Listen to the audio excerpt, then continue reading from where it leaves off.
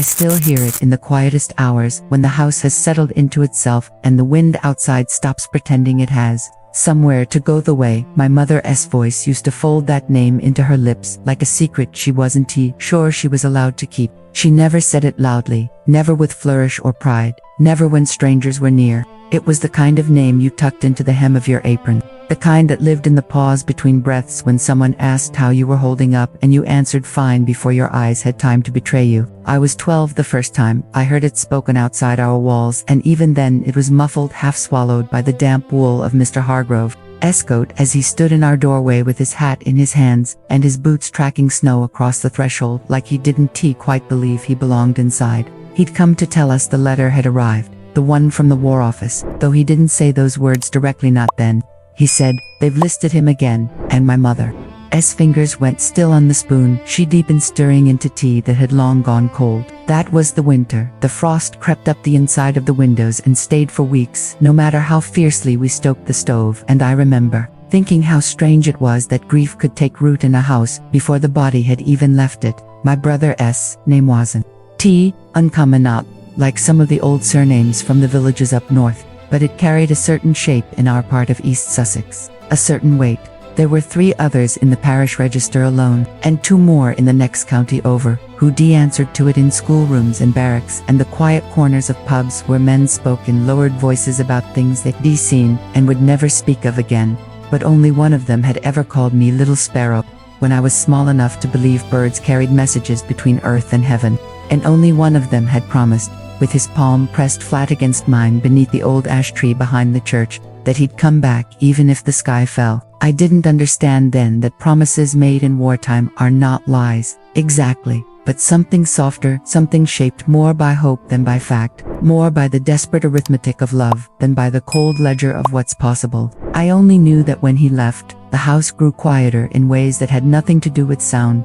The kettles still whistled, the floorboards still groaned underfoot, the hens still clucked and scratched in the yard, but something essential had been hollowed out, like a tree struck by lightning that still stands but no longer breathes. I took over his chores without being asked, fed the chickens at dawn, checked the rabbit snares in the hedgerow, polished his father's boots, though they had then been worn since the funeral 3 years prior. My mother watched me sometimes from the window, her hands resting on the sill, her expression unreadable, not proud, not grateful, not even sad in the way I expected. It was more like she was waiting for me to break, or perhaps for me to prove I wouldn't. We didn't speak much in those months. Words felt too heavy, too likely to crack open something neither of us had the strength to mend. Instead, we moved around each other like ghosts orbiting the same ruin, careful not to disturb the dust. The war was everywhere and nowhere, and the tattered posters in the village square, in the ration books that grew thinner with each passing month, in the distant drone of engines that sometimes cut out to suddenly over the channel. But in our house, it lived only in the silence between us, and in the way my mother would sometimes lift the lid of the biscuit tin and forget what she'd gone to fetch. The letter came in March, wrapped in oilcloth and tied with twine so coarse it left red marks on my fingers when I pulled it free. It wasn't addressed to me, but I opened it anyway.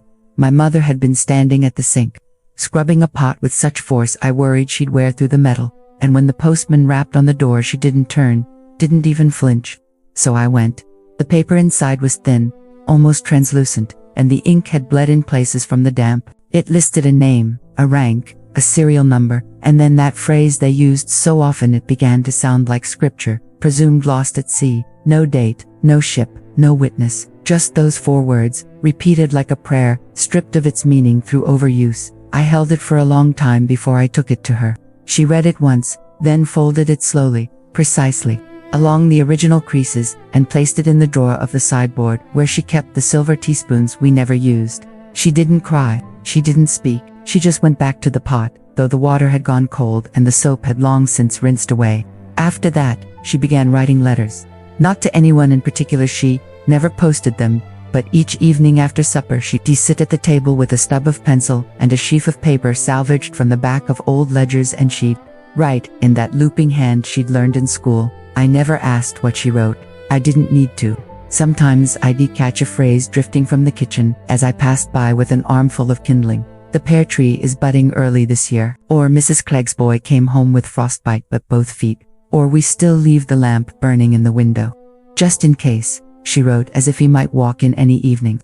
Muddy and tired and half-starved, and need to know what he'd missed while he was gone.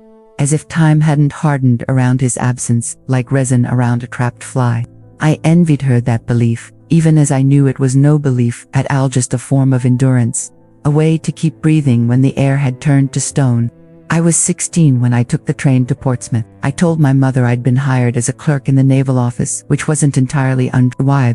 Did file reports, sort manifests, type transcriptions of intercepted signals, but what I didn't tell her was that I spent every spare hour in the registry room cross-referencing names, not just his, all of them. Men listed as missing, presumed dead, unaccounted for. I looked for patterns, repetitions, errors, anything that might suggest a mistake, a misfiled form, a clerical slip, that could mean he was still out there stranded on some forgotten island or held in a camp we hadn't yet heard of. The work was dull, methodical, often pointless, but it gave me something to do with my hands when the silence in my chest grew too loud. The other girls thought me odd for it. Dead is dead, Elsie said once, slamming a stack of folders onto my desk hard enough to send a puff of dust into the air. You think they'd let a live one rot if they knew where he was? She meant kindly, I think, but kindness in those days often came dressed as resignation. Still, I kept looking, not because I believed I'd find him by then, I knew better, but because stopping would mean accepting that the name on that flimsy slip of paper was all he'd ever be again. One afternoon in late autumn, rain tapping steadily against the high windows of the archive room, I came across a duplicate listing. Same name, same rank, same serial number, but a different ship. The original record placed him on the HMS Alden, sunk off the coast of Norway in '42. The second, buried in a mislabeled box of requisition forms, listed him as assigned to the HMS Virgo, a minesweeper that had vanished without distress in the North Sea the following spring. There was no explanation for the discrepancy. No correction stamped in red. Just 2 lines in 2 different ledgers, contradicting each other in the quietest possible way.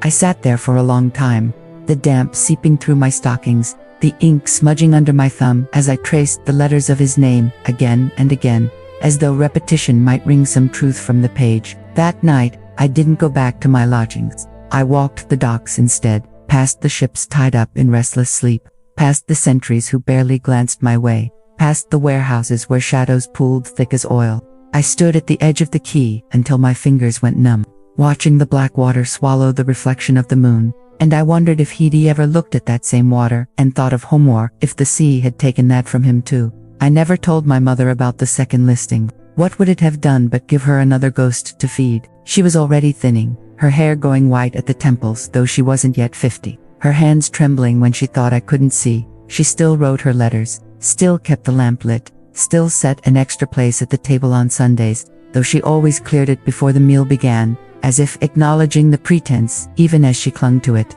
I started writing too, though I never showed mine to anyone. I wrote to him as if he were still waiting for news of the pear tree, or Mrs. Clegg's boy, or the way the lane flooded after heavy rain. I wrote about the taste of boiled turnips, and the sound of the wireless playing through thin walls, and the ache in my shoulders from hunching over typewriters all day.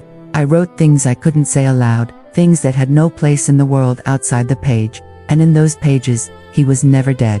He was only delayed, only detained, only waiting for the fog to lift. Years passed, the war ended.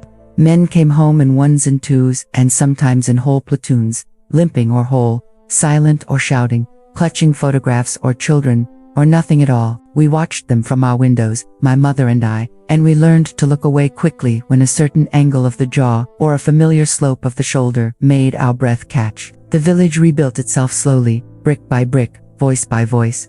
But our house remained suspended in that long winter between knowing and believing. I stayed in Portsmouth, took a permanent post in the archives, moved into a small flat above a bakery where the smell of yeast clung to my clothes like a second skin. I told myself I was useful there, that someone had to make sure the names weren't lost, that every man deserved to be remembered correctly, even if only on paper. But the truth was simpler and heavier. I stayed because leaving would mean accepting that I did never find the answer. And staying meant I didn't have to. Then, in the spring of '51, a package arrived. No return address, just my name, written in a hand I hadn't seen in a decade, but would have known anywhere. My brother, S. My hands shook so badly I nearly tore the paper. Inside was a small notebook, water-stained and brittle at the edges, and a single photograph, faded almost to gray, of the two of us beneath the ash tree, me no taller than his waist, him grinning like the world hadn't yet taught him how to be afraid. The notebook contained only a few pages of writing, cramped and uneven, as though written in haste or in darkness. There were no dates, no locations, just fragments. The stars are different here. I dream of the chickens. Tell mother the lamp doesn't need to burn. And, on the last page, if you're reading this, I didn't make it back, but I tried. There was no explanation of how the notebook had reached me, no postmark, no note from whoever had sent it, just those words, and the photograph, and the unbearable weight of a promise kept in the only way left to him. I sat on the floor of my flat for hours, the notebook open in my lap, the photograph curled against my palm like a leaf.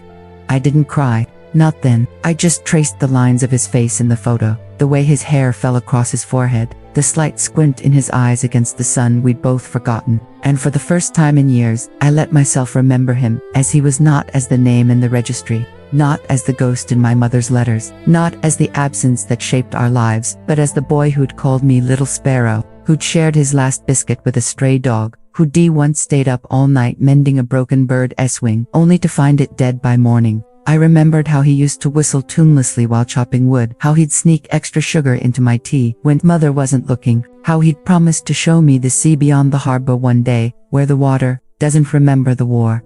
And in that remembering, something cracked open inside me, not grief, exactly, but something quieter.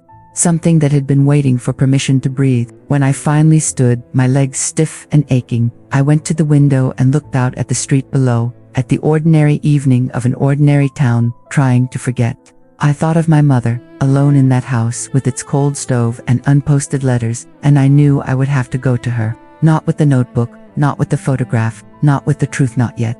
But I would go, because some silences are heavier than others, and his name had carried enough. I took the train home the next morning, the notebook wrapped in oilcloth and tucked inside my coat, close to my ribs where no one would think to look. The countryside passed in muted greens and grays, the fields still soggy from spring rains, the hedges thickening with new growth. I watched it all from the window, not really seeing it, my fingers resting lightly on the place where the pages pressed against my skin like a second heartbeat. I had then decided what I would say to her with her. I would say anything at all, but I knew I couldn't.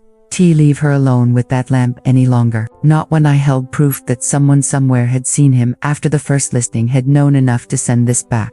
Proof, however fragile, that he had lived long enough to write those words, to remember us, to try. That was something, wasn't it? Or was it only another kind of cruelty to replace the clean edge of loss with the ragged uncertainty of a death witnessed, but not confirmed? A farewell delivered through water-stained paper and faded ink. The house looked smaller than I remembered, shrunken somehow by time and neglect, though the roof was sound and the paint not yet peeling. Smoke curled from the chimney, thin, hesitant smoke, like the house itself was holding its breath. I stood at the gate for a long while before I walked up the path, my boots sinking slightly into the wet earth. The pear tree was in bloom, just as she'd written in one of her letters years ago, its branches heavy with white flowers that trembled in the breeze. Inside, the air was still, thick with the scent of beeswax and dried lavender, and something faintly metallic, like old pennies left in a drawer too long. She was in the kitchen, as I'd known she would be, standing at the table with a bowl of potatoes before her, peeling them with the same small knife she'd used since I was a child. She didn't look up when I came in. She never did. She simply said, "You're late," as though I'd only stepped out from milk and had lingered too long at the counter. I didn't answer right away. I hung my coat on the hook by the door, the oilcloth bundle still inside, and poured myself a cup of tea from the pot that was always warm, always waiting. Then I sat at the table across from her and watched her hands, knuckles swollen now, skin paper thin, but steady as ever, the blade moving in smooth, practiced arcs. The silence between us wasn't empty. It was full of all the things we hadn't said in years, all the names we hadn't spoken, all the griefs we carried separately because sharing them would have made them real in a way neither of us could bear. Finally, I said, "I found something." My voice sounded strange to me, too loud for the room, too sharp for the hour. She paused, the knife hovering above a half-peeled potato, but she didn't look at me. "Is it useful?" she asked, and I knew she meant for the war effort, for the archives, for anything but what it truly was. "It's about him," I said softly. and the knife clattered onto the table. She didn't move for a long time. Her hands stayed where they were, palms flat against the wood, as if anchoring herself to the earth. Then, slowly, she turned her head toward the window, where the last of the afternoon light was spilling through the lace curtains, casting delicate shadows on the floor. "They've already told us," she said, and her voice was so quiet I almost missed it. "They've told us twice." I reached into my coat and placed the oilcloth bundle on the table between us. She didn't touch it. She didn't even look at it. "It came in the post," I said. "No address, just my name." She closed her eyes then, just for a moment, her breath catching in that way it always did when she was holding something back. "He always was terrible with directions," she murmured. And for the first time in years, I saw the ghost of a smile flicker at the corner of her mouth, fleeting, fragile, gone before it could fully form. I unwrapped the notebook and slid it toward her, along with the photograph. She picked up the photo first, her fingers trembling only slightly as she traced the outline of his face. "He looks tired," she said after a while. Even then, I hadn't noticed it before, but she was right. There was a tightness around his eyes, a set to his jaw that hadn't been there in earlier pictures. He'd been carrying something even then, something we hadn't seen because we were too busy being children. She turned the photo over, as if expecting a message on the back, but there was only the date, written in her own hand, August 1939, the summer before everything changed. She set it down carefully, face down, as though turning it away might protect us from what came after. Then she opened the notebook. She read slowly, her lips moving faintly with each word, her shoulders rising and falling with each breath. When she reached the last page, she closed the book and pressed it to her chest, her eyes fixed on some point beyond the walls of the kitchen, beyond the village, beyond the sea. "He knew," she whispered. "He knew he wouldn't come back." I didn't say anything. There was nothing to say. After a while, she stood and walked to the sideboard, opened the drawer where she kept the silver teaspoons, and took out the War Office letter, the one I'd brought her all those years ago. She unfolded it with the same care she'd used then, smoothed the creases with her palm, and placed it on the table beside the notebook. Two records of loss, two versions of the same truth. She looked at them both for a long time, then gathered them together, folded them into the oilcloth, and handed the bundle back to me. "Keep it," she said. "He wrote it to you." I wanted to argue to tell her it was hers too, but I saw in her eyes that she already let him go, not because she didn't love him, but because she loved him enough to stop waiting. That night, for the first time in over a decade, she didn't light the lamp in the window. We sat in the kitchen instead, the fire low but warm, the last of the potatoes long since eaten. The silence between us, softer now, less like a wall and more like a shared breath. She told me about the spring he turned 10, how he'd tried to build a raft from driftwood and rope, and nearly drowned in the mill pond. She laughed, then a real laugh, quiet but unguarded, and, for a moment the years fell away, and we were just a mother and daughter remembering a boy who once believed he could sail to France with nothing but a plank and a dream. Later, as I washed the dishes, she went upstairs and came back with a small wooden box I'd never seen before. Inside were his school ties, a pocket knife with a chipped handle, a postcard from Brighton he'd sent when he was 14, and a single button from his uniform, polished smooth from years of being turned in her fingers. She didn't offer it to me. She just held it in her lap, her thumb circling the edge again and again, as if memorizing its shape before letting it go. I stayed for a week, longer than I'd planned. We didn't talk much about him after that first night, but his presence lingered in the house like sunlight through old glass, gentle, pervasive, no longer sharp with pain. She started baking again, filling the kitchen with the scent of bread and jam, and one afternoon, she cleared the extra place setting from the table and didn't replace it.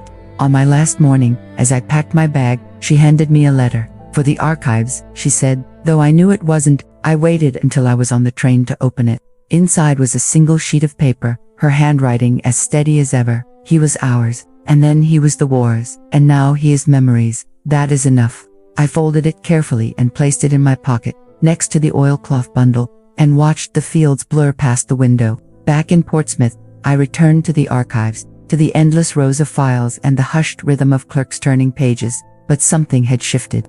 I no longer searched for answers in the ledgers. Instead, I began compiling a different kind of record, not of losses, but of returns, not just the men who came home, but the ones who came home in pieces, in silence, in letters and notebooks and photographs. I wrote their names carefully, respectfully, not as data, but as testimony. And sometimes, late at night, when the building was empty and the only sound was the ticking of the wall clock, I'd to take out his notebook and read those last lines again. If you're rereading this, I didn't make it back, but I tried. I never added his name to my lists. He belonged to something quieter than history, to a kitchen table, to a pear tree in bloom, to a mother who finally stopped lighting the lamp because she remembered how to carry him without it. Years later, long after the archives had closed and the files had been moved to storage or lost to damp and time, I found myself back in that house, now mine by default. The pear tree taller, but still blooming each spring. I keep the oilcloth bundle in the same drawer as the silver teaspoons, though I rarely open it. Sometimes on still nights when the wind doesn't stir the curtains, I sit at the table and imagine him there across from me, whistling that tuneless song, his hands rough from chopping wood, his eyes bright with the kind of hope only the young can carry into darkness. I don't speak to him. I don't need to. He's there, in the silence, in the space between breaths, in the name that meant nothing to the clerks who filed it, and everything to the 2 women who lived with its weight. And that, I've learned, is how the lost return, not in ships or letters or photographs, but in the quiet persistence of memory, in the ordinary acts of living that say, without words, I remember you.